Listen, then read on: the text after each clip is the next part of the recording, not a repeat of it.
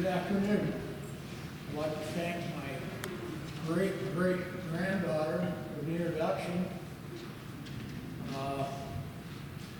My name's Clarence Joseph Zuber. I will share the story of how the Zubers came to settle in Subliminal. Like many immigrants, we were looking for something better, maybe a patch of land to call our own, for a sense of peace and stability, or just a place where a name like Zuber would be part of the town. I will start with the family history I know of because around here roots matter. My grandfather, Anton Zuber, was born in Bohemia, Austria. He came from a long line of farmers, people who knew the land, lived by it, and respected it. The times were hard back then. Between 1845 and 1847, Anton endured the Great Potato Famine and the Social Revolution that rocked the lives of tenant farmers. These were folks who worked the land but didn't own it, paying rent with crops or cash while the landlord lived well. My grandfather Anton had had enough of that. So Anton made a bold choice to pursue freedom in America.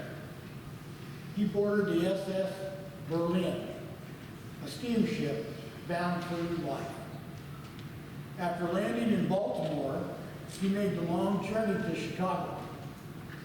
And it was right after the great fire that started in the old Lowry barn. I remember the saying that was going around at that time. Old Mother O'Lowry left her lantern in the shed, and her cow kicked it over as she winked her eye and said, "It's going to be a hot time in town tonight." That fire, fanned by strong winds, tore through the city's wooden structures and left chaos in its wake. The train schedules were all in a mess, but eventually Anton found one. Anton made it to Wisconsin. There he met Rosina, my grandmother, and together they had 5 boys, including my father, Joseph. Joseph Zuber was born in 1873. At home, they all spoke German, but my father, Joseph, learned to read and write in English. The family eventually moved to Michigan, but the winters were long and bitter cold. So when the word of the West came, an opportunity in milder weather, they packed up and headed west to Oregon. And this is how they came to homestead in Subliminal. The original Zuber homestead is at the present-day farm of Jerry and Rosemary Huber on Triumph Road, northeast of Subliminal. While in Subliminal, my father Joseph met my mother Cecilia, and they fell in love. They had 9 children. After the Civil War, Subliminal's population had shrunk. But the arrival of hard-working German immigrant families gave it new life. The town grew large enough to be mapped into 20 full city blocks. My family loves this town, and I was born and raised in Subliminal. I was born in 1907.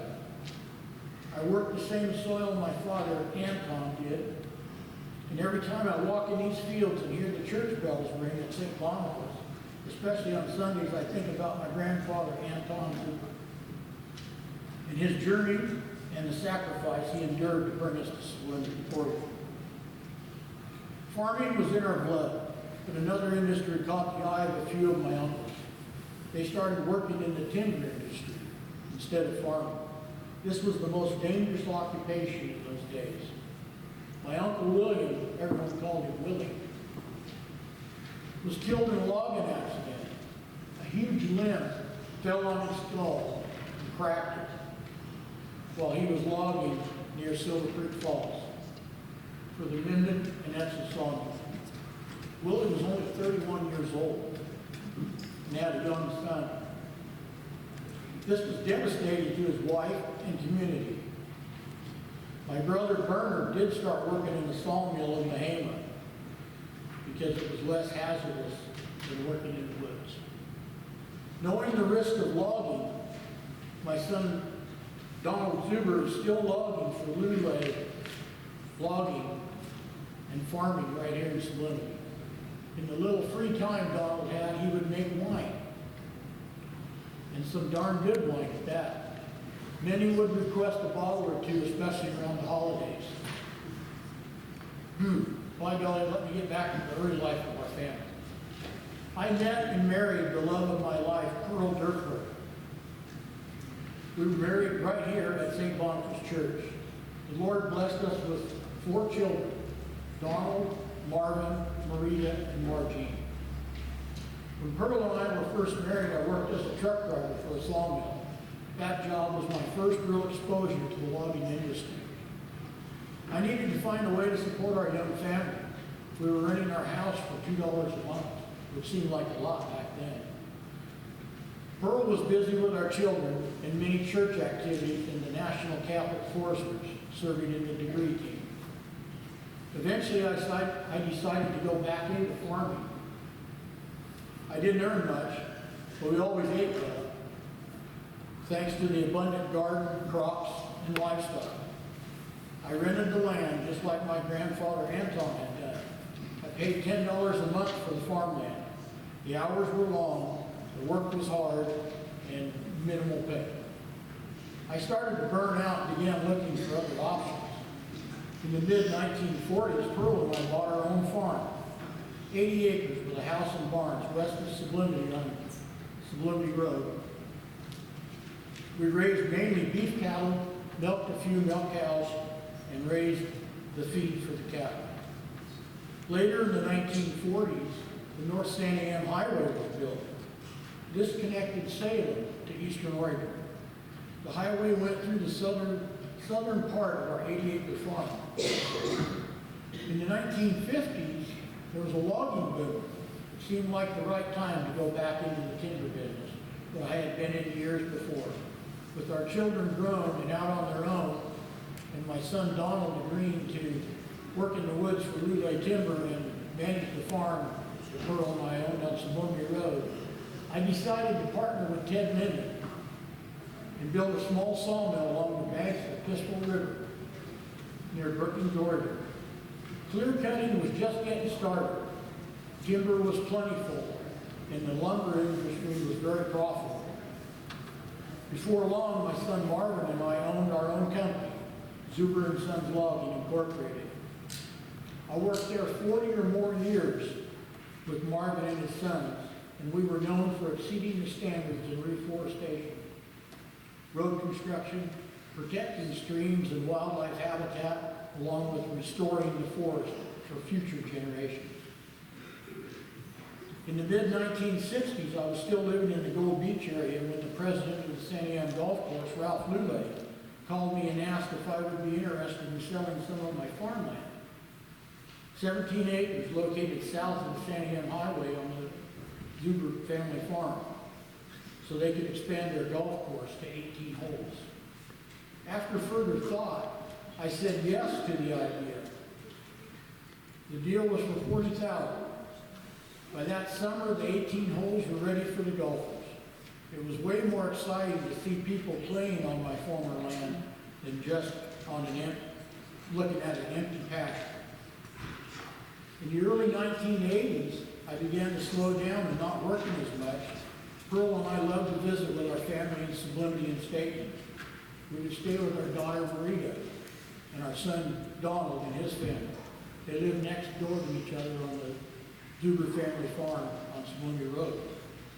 One of the favorite memories is when my daughter Marita would make a roast beef and take the leftover beef and grind it up, mix it with some spices, mayo, and sweet pickles, and spread it on bread. It was the best sandwiches a man could ever have. It was definitely a way to my heart. The best part of my visits with my kids was getting to rock the younger grandkids. I could rock them for hours. It was priceless. It was a true pleasure to rock those great grandbabies too when they came along. Now I noticed my hearing hadn't been so great, probably all those years in the woods with the loud machinery. I did hear well when someone would say to me, "Let's go to Reno." As our golden years approached, one of our granddaughters and her husband, Pam and Gary Butler, were kind enough to chauffeur us several times to the biggest little city in the world, Reno. I remember when Pearl told Gary that he'd better watch that heavy foot of his because she was not paying for any speed tickets. Pearl and I would occasionally meet our youngest daughter, Margene, and her husband, Joseph, and away we would go. We liked to travel. Our favorite place to stay was the Colonial. And then right away, we headed to gamble at the Little Nugget. I would head straight to the blackjack table. I never was a big winner, but by God, I had fun. Coming to the end of my story, starting our family roots in Austria and eventually ending here in the Santiam Valley in Sublimity, Oregon. I may not have had a legacy found in public records, but in values and community contributions, I hope I have made a difference in the lives of my children and grandchildren and all the future generations to come in my family tree. May they grow and blossom. My great-grandfather and grandmother, Anton and Rosina, are buried out here in the cemetery. My grandparents, Joseph and Cecilia, are buried out here. My brother, Bernard, and his wife, Hazel, are buried out here. Myself and Pearl are buried out here. My son, Donald, and Jane, his wife, and Marvin Zuber, and daughter, Marita Norman, all rest in St. Boniface Cemetery. Thank you.